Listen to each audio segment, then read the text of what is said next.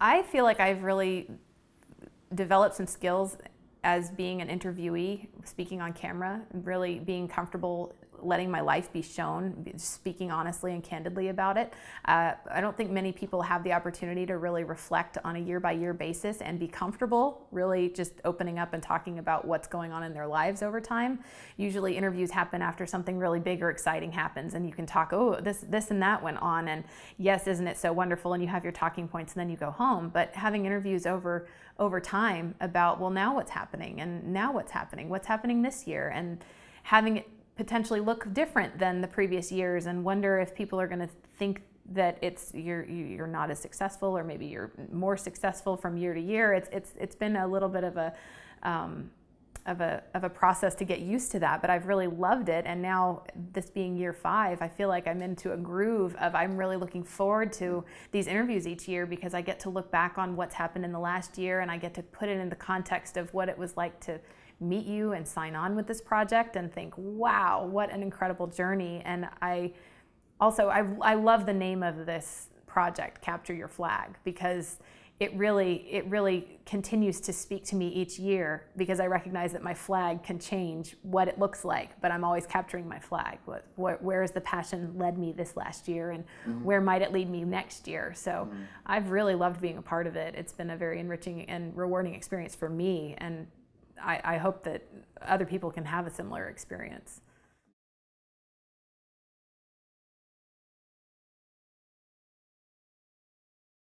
The feedback that I've gotten is, wow, I didn't know that about you. Wow, that's so interesting. Why didn't you tell me about that? Because in my life, I haven't gone around the last few years talking about who I was in my corporate role and in my corporate life as an entrepreneur. I've been focused on, how do I relax into being a wife and a mom, and what do I want our life to look like going forward, rather than how my life used to be when I was a single person working as an entrepreneur, going a million miles an hour. And so people who meet me, who know me now, they say, hey, I saw the videos, and why didn't you ever tell me that you helped start a company and that you did all of this? And I never knew that about you. That's so fascinating. And I like that, because it's like, well, it reminds me that there's things to learn about all sorts of people and who they are right now, and the hat that they wear, or the life that they're living. You don't really know who they are. You don't know what they've been through.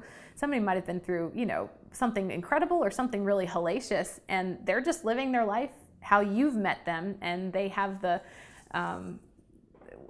characteristics that you think they have because of the situations and the scenarios that you've been in when you meet them. But it helps me just stay open to, well, there's a lot about me that people don't know, and that means that there's a lot about other people that I don't know.